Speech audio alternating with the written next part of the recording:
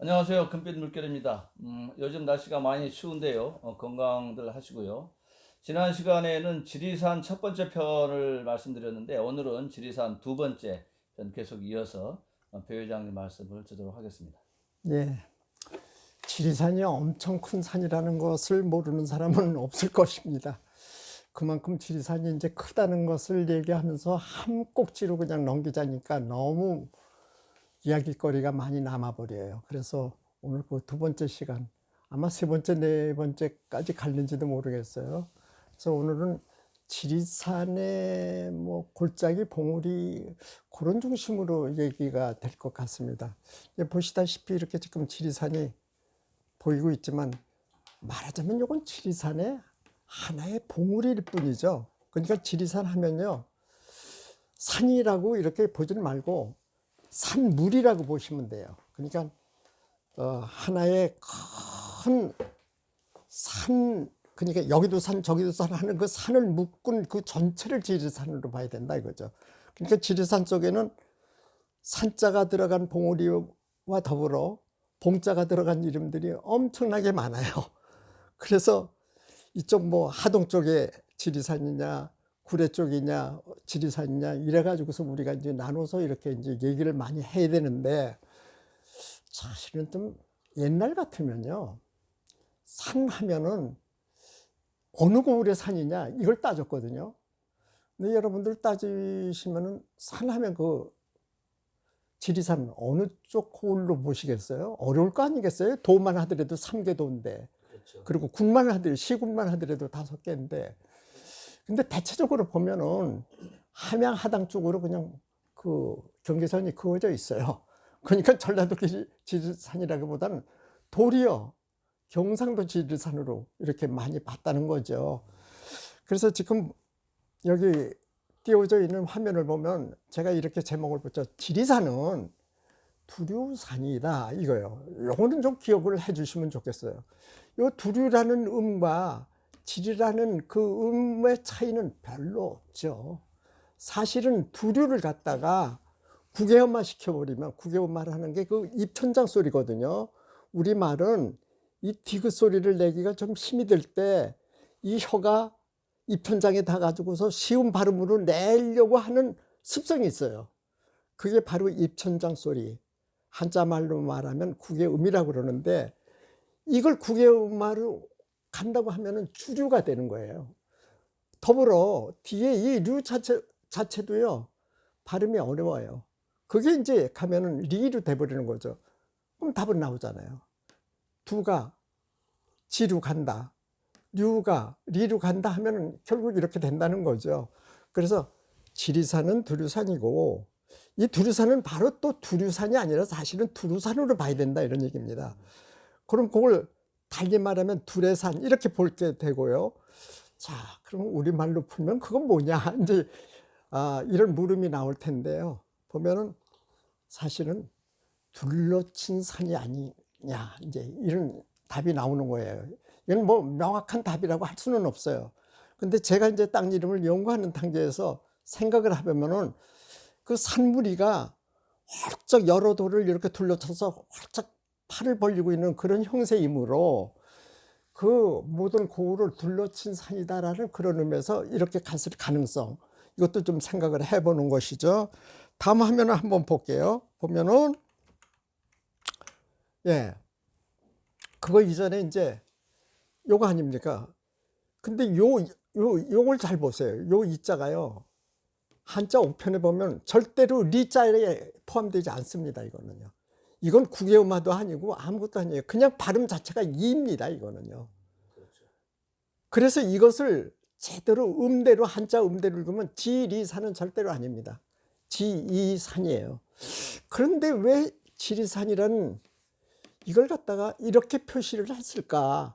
이걸 이제 보게 된다면은, 그래도 우리가 이제 그 부르는 말에서 리자보다는 이제 요 이자를 따가지고서 한자 음으로 봐가지고는 또 뜻도 좀 괜찮고 연결하면은 좀 어떤 뜻도 나오고 하는 거를 보통 잡아넣는다 이 말이에요. 이 그런 단계에서 이제 저 글자가 들어가는 모양인데, 그 많이는 안 나오지만 지리산 표기의 그 한자 이름 중에는 이를 이자로 쓴 표기의 이름도 봤어요, 제가요. 그리고 광복 후에 제가 이제 그 초등학교를 다녔을 때 보니까 당시의 지도는 지리산이 아니었습니다. 지이산이었어요. 저는 그래서 초등학교 때까지는 지리산으로 알지 않고 자랐습니다. 저는 지이산으로 알고 자랐어요. 그건 왜 그러냐면 이걸 그대로 그냥 표기를 그대로 놓았다는 거죠. 그게 광복 후에 이제 나온 지도에는 그렇게 됐어요. 근데 우리나라의 이 지리산이 가지는 의미는 굉장히 크죠. 뭐냐면은 삼신산의 하나라는 거죠. 뭐예요? 우리 땅을 거느리는 신을 세 분을 꼽는다고 그러면 세 분의 신이 있는데 각각의 명산에 하나씩 배치가 됐다 이런 얘기입니다. 그 배치가 된 산을 이렇게 봤어요. 지리산에 그 신이 계시다. 금강산에도 계시다. 그리고 한라산에도 계시다 이렇게 했어요. 그리고 백두산 같은 건 이건 옛날에는 그 명산 속에 집어넣지 않았어요. 우리가 그게 진맥상으로나 우리가 그게 이제 그 명산이 아니라 이제 우리 한반도의 주산으로 이렇게 보는 것일 뿐이지 사실은 명산을 볼 때는 이 세 개의 산을 으뜸으로 쳤습니다. 삼심산이에요. 여기는 다 신이 계시다 이렇게 본 거예요. 저도 그래서 이렇게 이제 땅 이야기라는 이런 글을 쓰고 이제 그 사보 같은데 제가 글을 올릴 때 보면은 이거를 많이 강조를 했습니다.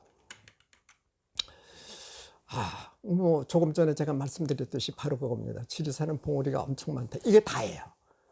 이걸 어떻게 다 외우겠습니까?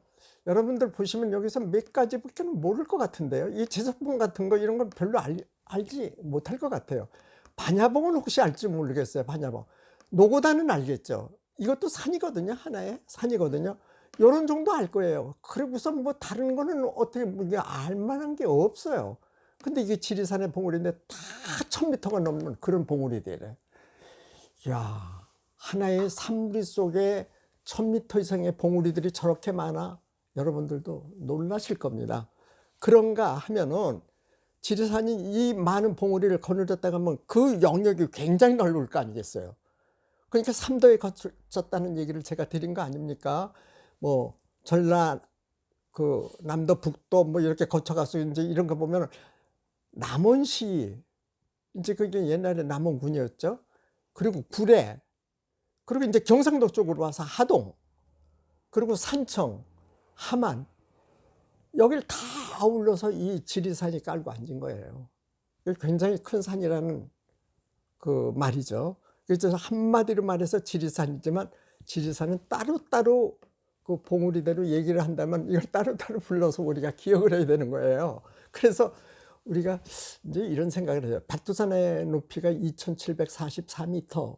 우리 이제 교과서에서 그렇게 많이 배우셨잖아요.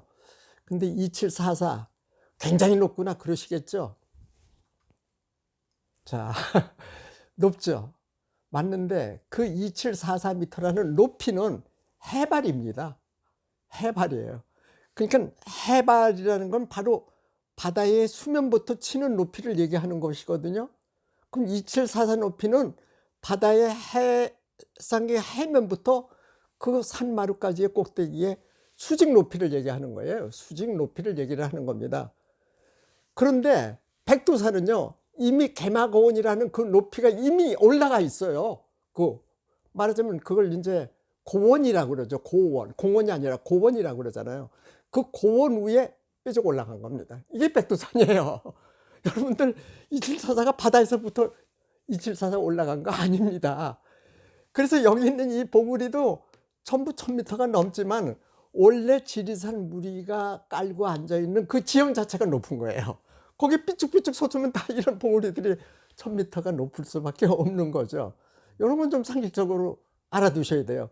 그래서 우리가 볼 때는 북한산이 상당히 높은 거예요. 왜 그러냐면 해발로 따지면 굉장히 높은 겁니다. 이게 사실은 그 해발이 아니라 그 지역에 있는 지표면으로 하면 백두산보다도 북한산이 더 높을 수도 있어요.